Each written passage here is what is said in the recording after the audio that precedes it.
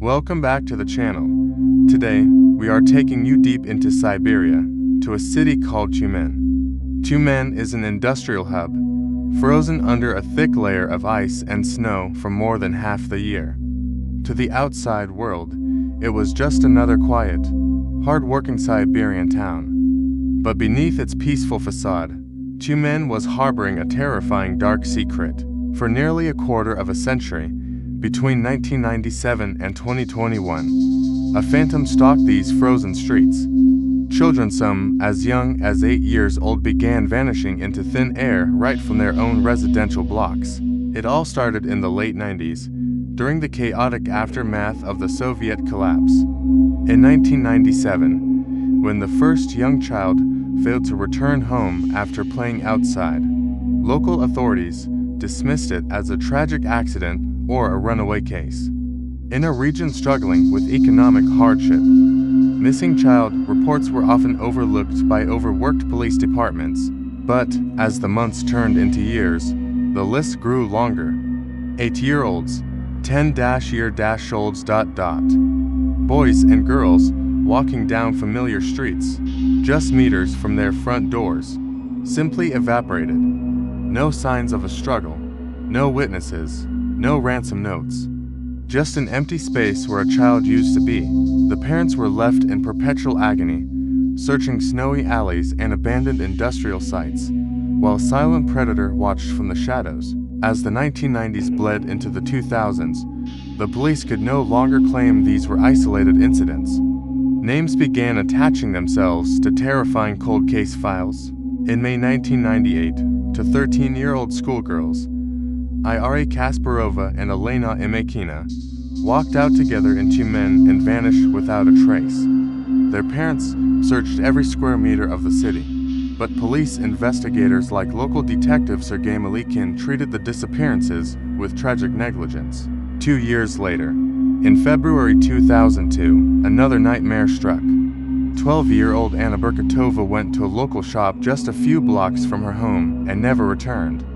In 2008, 9-year-old Edek Osipov vanished from his courtyard. Then came 2009, 12-year-old Nastya Loskina stepped out to buy bread in the village of Lugovoy, right on Tyumen's border. A year later, in 2010, 11-year-old Anya Anisimova walked toward her school on Matrosova Street in broad daylight.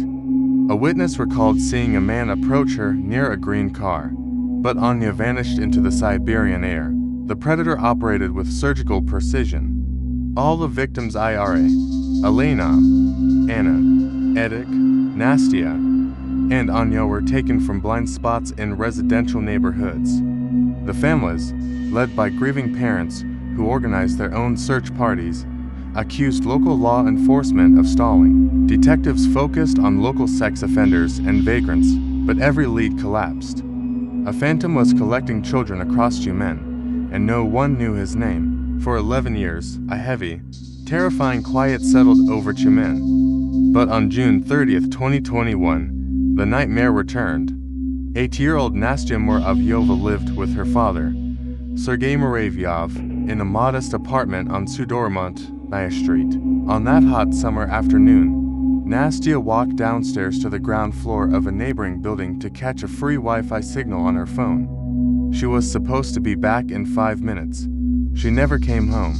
When Sergei realized his daughter was missing, he rushed to the police. But 2021 was not 1997. Nastya's elder sister, Tatyana Muravyova, took to social media, launching a massive viral campaign.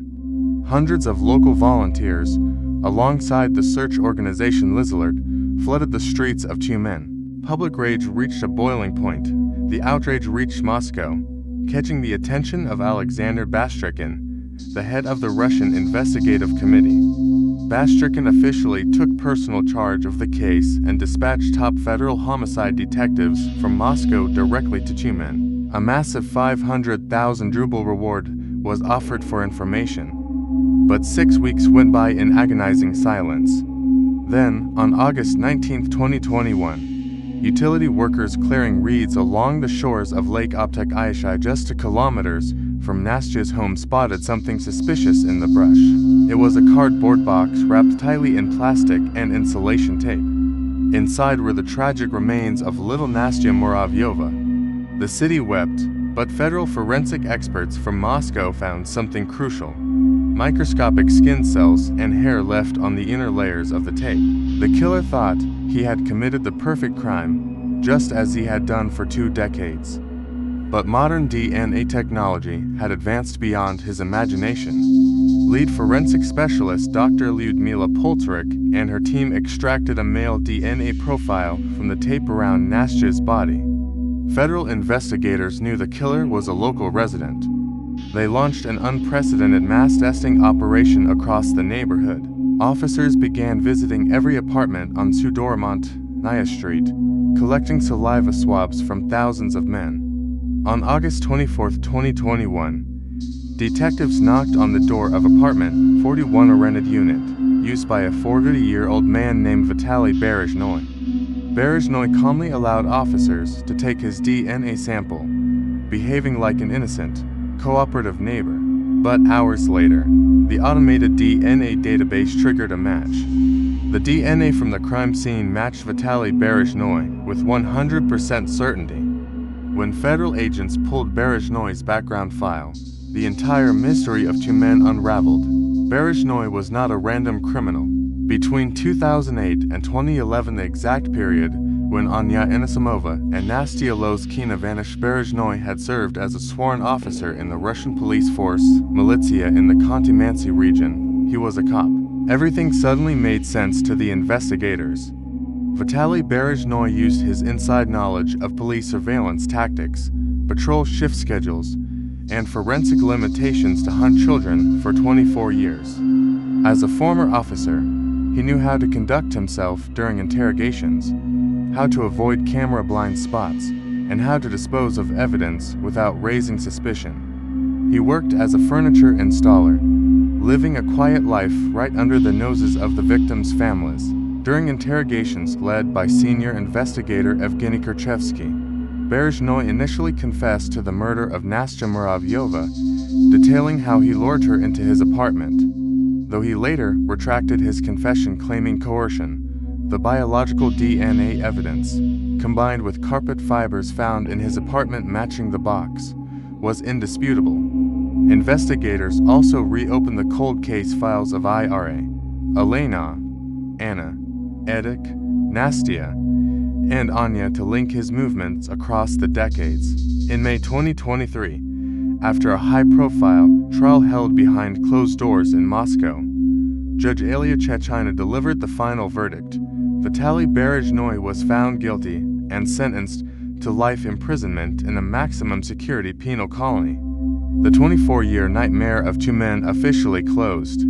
Justice was served for Nastia and the lost children of Siberia, proving that no matter how long a monster hides behind a badge, the truth will eventually hunt him down. What part of this 24-year investigation shocked you the most?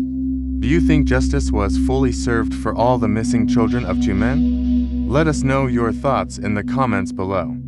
If you found this documentary deep dive impactful, please hit the like button. It helps more people discover these stories. And don't forget to subscribe and turn on the notification bell so you never miss our upcoming true crime investigations. Thank you for watching, and stay safe.